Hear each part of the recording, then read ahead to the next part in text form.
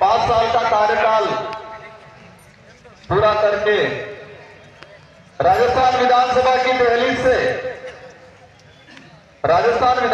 दहलीज से वापस में उतर रहा था और उस दिन मैं प्राण लेके निकला था दहलीज से,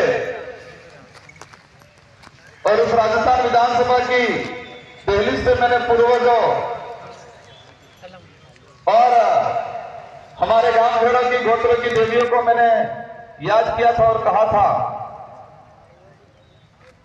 कि जब 2023 में वापस चुन के आऊं तो हम 2 नहीं, हम 12 से 15 आने चाहिए। ये कल्पना मैंने दहलीज से प्रण लिया था कि हम दोबारा आएंगे और डबल डिजिट में आएंगे। ये घाटोल वालों ने आज एहसास करा दिया। आज मैं मेरा वक्तव्य शुरू करने से पहले हमारे महापुरुष भगवान बिरसा मुंडा, जिन्होंने 25 साल की उम्र में अंग्रेजों से लोहा लिया और अंग्रेजों के नाक में दम कर दिया, और 25 साल की उम्र में इस देश के लिए और इस समाज के लिए अपनी जान गंवाई, उनको मैं नमन करना चाहूंगा। इसके अगले क्रम में वीर गुरु महाराज, जिन्होंने इस क्षेत्र में आदिवासी समुदाय के अंदर जागृति लाने के लिए अंग्रेजों और राजा रजवाड़ों के द्वारा जो तानाशाही की जा रही थी, शोषण किया जा रहा था, अत्याचार किया जा रहा था, उसके खिलाफ इस कौम को एकत्रित करके जागृति लाने के लिए और हम अपने हक अधिकार को लिए लड़ने के लिए इस समाज में जागृति लाए वीर गुरु महाराज। और मानगढ़ पे जब इस क्षेत्र का आदिवासी समुदाय इन अंग्रेजों से, राजा रजवाड़ों से, उनके द्वारा जो शोषण किया जा रहा है, इसके विरोध में अपनी आवाज बुलंद कर रहे थे, और अंग्रेजों राजा रजवाड़ों ने उन पर गोलियां चलाई और 1500 आदिवासी मारे गए। और उस दिन वीर गुरु महाराज का जो सपना अधूरा रह गया है, उस सपने को आज ये भारत आदिवासी पार्टी पूरा करेगी। उनको नमन करना चाहूंगा।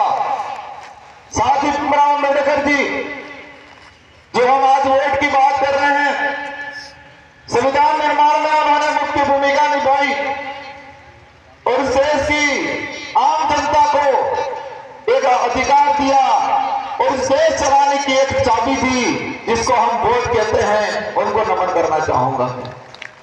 इसी क्रम में राणा पूजा भील, हम इतिहास के पन्नों पे पढ़ते हैं, हमारे बड़े बुजुर्गों से सुनते हैं कि देश के अंदर जब अकबर ने अपनी तानाशाही फैलाई तो देश के सारे रजवाड़ों ने उनकी अधीनता स्वीकार कर ली, लेकिन राणा प्रताप मेवाड़ का एक राजा था जिसने अधीनता स्वीकार नहीं की। उनको ताकत देने वाले राणा पूजा भील को मैं नमन करना चाहूंगा। राणा प्रताप को महाराणा इस देश में नाम रोशन करवाने में सबसे बड़ा योगदान रहा राणा पूजा भील। इसी अगली कड़ी में आज तात्या मामा भील, रविन्द्रनाथ पांडे, एक सरफिरा नौजवान जो गरीब अमीरों को लूट के गरीबों में मारता था, भूखमरी को खत्म करता था, उनको नमन करना चाहूंगा। आज घाटोल विधानसभा क्षेत्र के अंदर, उस पांडाल के अंदर हमारे बड़ी युवा साथी, माता बहनें, आप सबके अंदर जो जोश जुनून दिख रहा है, वो हमारे जो पूर्वजों की जो इच्छा है, हमारे पूर्वजों ने जो बलिदान दिया और इस देश के महापुरुषों ने देश को आजाद कराने के लिए जो अपना बलिदान दिया था, उन सबका सपना साकार करने के लिए आज एकत्रित हुए हैं अपन। ये लड़ाई घाटोल अकेले की नहीं है, ये लड़ाई वोटों की लड़ाई नहीं है। ये जो विचारधारा है, ये विचारधारा देश को बचाने वाली विचारधारा है। ये विचारधारा इस देश को आत्मनिर्भर बनाने के लिए और इस देश के प्रत्येक व्यक्ति को आत्मनिर्भर बनाने के लिए काम करने वाली विचारधारा है। साथियों, अभी राजस्थान के अंदर चुनाव चल रहा है। मैं भी 84 से चुनाव लड़ रहा हूं, लेकिन मेरी 84 के कार्यकर्ता इतने मजबूत हैं कि उन्होंने कहा है कि 84 हम संभाल लेंगे, आप आप तो दूसरी 17 को देखो और हम निकले हैं रथ लेके यहाँ। और आज आभास हो रहा है हमें कि राजस्थान में किस किस सरकार बनेगी, ये अनुसूचित क्षेत्र की जनता तय करेगी। ये आज आभास हो रहा है मुझे।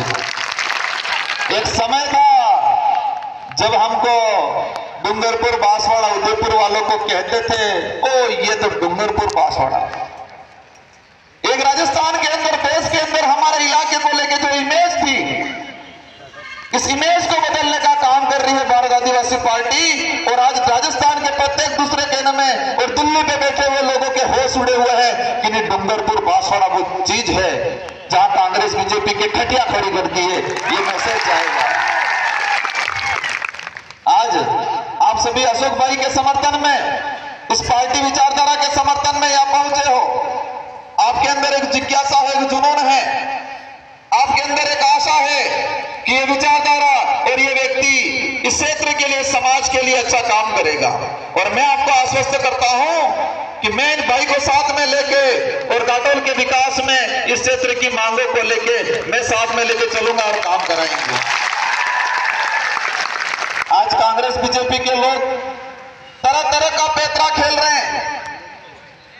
मैं उन लोगों को भी आज इस मंच से कहना चाहूंगा, जो लोग इस विचारधारा के अंदर सिर्फ राजनीति करने आए थे, विधायक बनने, प्रधान बनने आए थे और झूठ का छोला पहन के आए थे, और जब उनको टिकट नहीं मिलती है तो ये विचारधारा गलत लग जाती है। लेकिन पुरखों का, इन पुरखों को मैं साक्षी मान के कहता हूं कि समाज में और इस विचारधारा में ऐसी ताकत है कि ऐसे लोगों को कभी आगे नहीं आने देंगे। आज तरह तरह की बातें करते हैं। जिन्होंने उनको जोहार बोलना सिखाया, कहते हैं कि जोहार हम भी बोलते हैं। आज उधर जाके कह रहे हैं कि हम भी आदिवासी हैं। अरे भाइयों, तुमको आदिवासी कहना इस विचारधारा ने सिखाया है, बाकी तुम मानने के लिए तैयार नहीं।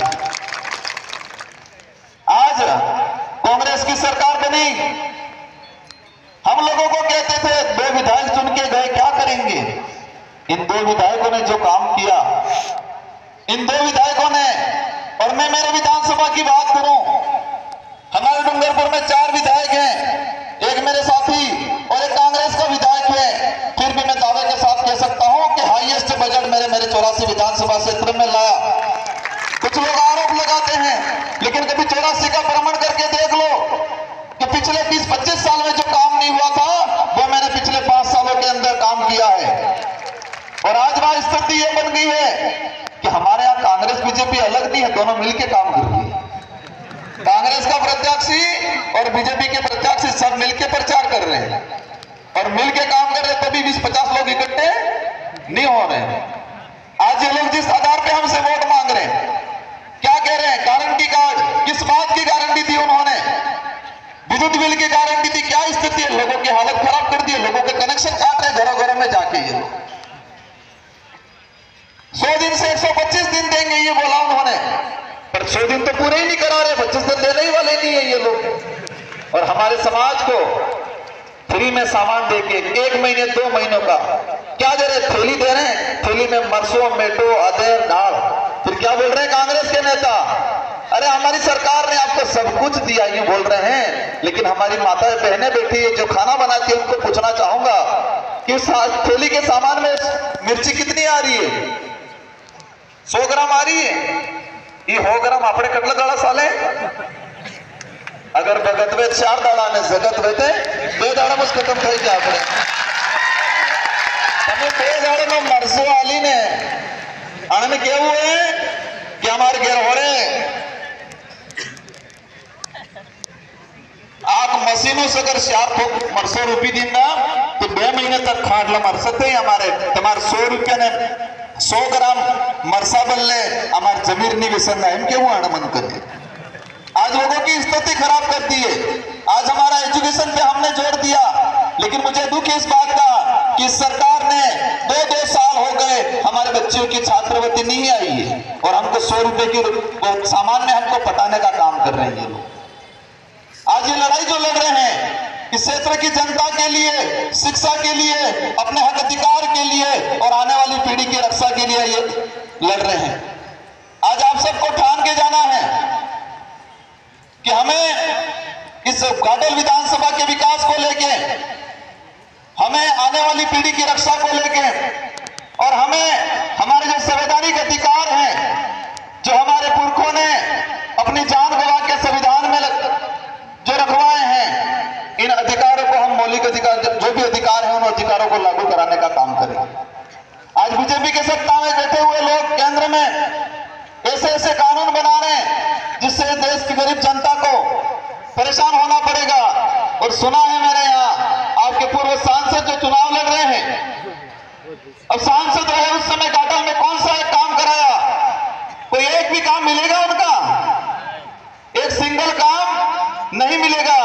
और जो उस समय वो सांसद रहे थे, मुझे जानकारी मिली है कि सांसद कोटे का जो पैसा गरीब जनता के विकास के लिए, सड़कों के लिए, स्कूल के लिए आया था, वो 70 करोड़, कितना, 70 लाख के आसपास, 70% पैसा खर्चा ही नहीं किया, लेब से हुआ। और वो कह रहे कि विधायक बनेंगे, घाटोल का विकास करेंगे। भाजपा ने पहले भेजा था विधायक, मैं भी गया था, मेरे विचारधारा ने मुझे विधायक बना के भेजा, और हमने कहा था कुछ तो बोल लो घाटोल को लेके, विकास को लेके। भाई अशोक भाई ने कहा कि बन के कॉलेज बनवाएगा, और मैं कहता हूं जिस तरह मैंने मेरे विधानसभा में मैंने 3 कॉलेज खुलवाई है। कितनी कॉलेज है? 3 कॉलेज है। और उन्होंने यहाँ क्या स्थिति बना रखी है? घाटोल में कॉलेज है क्या? घाटोल में कॉलेज है?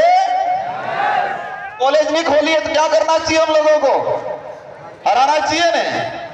और कहते हैं हम ये करेंगे वो करेंगे, भजन गा के वापस आए। मैंने कहा था भाई ये क्या कर रहे हो? जो घाटोल की विधानसभा की जनता ने भजन गाने नहीं भेजा विधानसभा में, यहाँ के अधिकार की बात करने, लोगों की पीड़ा की बात करने, लोगों की जो समस्या है उनके समाधान की मांग करने के लिए भेजा है। लेकिन क्या करे, उनकी टिकट है, अरे उनकी जो डिजायर है, उनकी जो मोहर दूसरों को देने का काम करते थे। इसलिए युवा साथियों, आज जो बुजुर्ग साथ हमारे साथ आए हैं वडील, उन वडीलों को साथ में लेना है। और जो नहीं आए हैं, घर पे बैठे हैं, उनको कहना है कि आपने वोट कर लिया, वोट पार्टियों को मजबूत किया, कांग्रेस में जाके कांग्रेस को मजबूत किया होगा, बीजेपी में जाके उन्होंने बीजेपी को मजबूत किया है, लेकिन उनको कहना है अब समाज को मजबूत करना है और घाटोल को मजबूत करना है। ये सारे नेताओं ने हर बार क्या बात करते हैं, कांग्रेस को मजबूत करो, बीजेपी को मजबूत करो, कभी घाटोल को मजबूत करो, समाज को मजबूत करो, ये बात कही उन्होंने। इसलिए उनको भी समझाना है। आज पूरे अनुसूचित क्षेत्र के अंदर हमारे बीएपी जो भारत आदिवासी पार्टी है, वो सारे के सारे प्रत्यक्ष चुनाव लड़ रहे हैं। और हम दावा करते हैं कि टीएससी पे हमारा कब्जा होगा, ट्राइबल एडवाइजरी काउंसिल पे, और ट्राइबल एडवाइजरी काउंसिल पे कब्जा होगा। हमारा जो युवा साथी जो बीए करके गुजरात मजदूरी करने के लिए जाने के मजबूर है, और हमारा टीएससी पे अगर कब्जा होगा तो हम टीएडी का अलग कैडर बनाएंगे और 8 से 10,000 नौकरियां क्रिएट कराने का काम करेंगे हम लोग। आज दुख होता, मैं गुजरात में गया था, हमारा बीए लड़का, पढ़ा लिखा लड़का गुजरात कड़िया काम करने के लिए मजबूर हो रहा है। कौन जिम्मेदार है इसका? कांग्रेस बीजेपी के नेता जिम्मेदार हैं। उनकी वजह से जिन्होंने 2013 में जाके आरक्षण बेचने का काम किया और अभी वापस घाटोल में आके चुनाव लड़ रहे हैं और कह रहे मेरे को जिताओ, ये कह रहे। जिस व्यक्ति ने क्षेत्र का, इस समाज का नुकसान किया, क्या इसको वोट देना चाहिए? और ना तो देना है और ना किसी को देना है। साथियों, ये लोगों ने बहुत कुछ किया, मजाक बना दिया लोकतंत्र का। आज आप सबके, आज जो कारवा खड़ा हुआ है, सबके हौसले बुलंद हुए होंगे, जिनके होश उड़ गए होंगे आज, और जो जो साथ बैठे उनके आज हौसले बुलंद हुए होंगे। आज आप सभी से मैं अनुरोध करना चाहूंगा कि जरा घाटोल की जनता अशोक भाई को भारी मतों से जिताएगी। और यहाँ की जो समस्या है, मैंने सड़कें देखी, गांवों में हालत खराब है सड़कों की, यहाँ लोग तरस रहे हैं। और हम दावा करते हैं टीएससी पे हमारा कब्जा होगा तो जो सिंचाई को लेके बड़ा प्रोजेक्ट बनाएंगे हम लोग। और आज घाटोल में देखे, हमारे ये पीपलपुर वाला इलाका है, जब बड़े बड़े नेतागिरी करते हैं, क्या उस इलाके में कृषि के पानी मिल रहा है क्या? और हम कहते हैं अगर टीएससी पे हमारा कब्जा हुआ तो कगड़ा और माही का जो पानी है उसको पूरे काटोल और पूरे अनुसूचित क्षेत्रों में सारे तालाबों में रोटेट कराएंगे। और हमारे भाई जो गुजरात जा रहे हैं, हमारे भाई जो गुजरात जा रहे हैं मजदूरी के लिए, उनको सिंचाई का साधन उपलब्ध करा के यहाँ रोकने का काम करेंगे। अंत में यह रैली का आयोजन किया है। मैं आप सभी से अनुरोध करना चाहूंगा कि ये रैली शांतिपूर्वक तरीके से ले जानी है। हमें अनुशासित रहना है। हम अनुशासित कौम हैं, हमें अनुशासित रहना है। और एससी के और माइनॉरिटी ओबीसी के जनरल के जो भी भाई आए हैं, आपसे भी मैं अनुरोध करना चाहूंगा कि आप लोगों को ये भड़काते हैं और भड़का के आपको डरा के आपसे वसूली करते हैं और आपसे उल्टा ये प्रॉफिट लेते हैं। तो ऐसे लोगों से सावधान रहो और भारत आदिवासी पार्टी का साथ दो। तो आपकी जो भी मांग होगी, आपकी जो भी काम होगा, वो भी हम कराने की कोशिश करेंगे। अंत में अपने वोट हो तारीखी 25 तारीख की, और 25 तारीख ने पहले हुए सौदे बाबडुकरा पूछेंगे 3 दाड़े तो अपने बाप दादा होंगे था रात्री बाबडुकरा झगड़ा बोले कहता कि नहीं कहता? बाबडुकरा होता हो के जागो होता होते जागी जम के जागे तो अपने एक बात कहू 3 दाड़े क्या आदिवासी होता हो के जागो होता होते जागी जाते ने गेड़िया मते वोट आली ने अशोक भाई ने जयपुर मोकल वही नारा लगा वो 3 दाड़े। आप जितने भी साथी आए हो, आज प्राण लेके जाओ। आपका खुद का वोट देना है, लेकिन आपको अपने परिवार, रिश्तेदार, काका बाबा सबका वोट दिलाना है। और आज प्राण लेके जाओ कि हम 200 300 वोट दिलाएंगे। हाथ ऊंचा करके मुझे आश्वस्त करके बताओ कि सभी साथी 200 300 वोट दिलाएंगे। दिलाओगे? पक्का दिलाओगे? आप सबकी जय हो। अवश्य घाटोल विधानसभा की सीट जीतेगी और आपकी जो समस्या है, इस क्षेत्र की जो मांग है, वो हम सब मिलकर पूरी कराएंगे। इन्हीं शब्दों के साथ आप सबको धन्यवाद, आभार, जय जवाहर।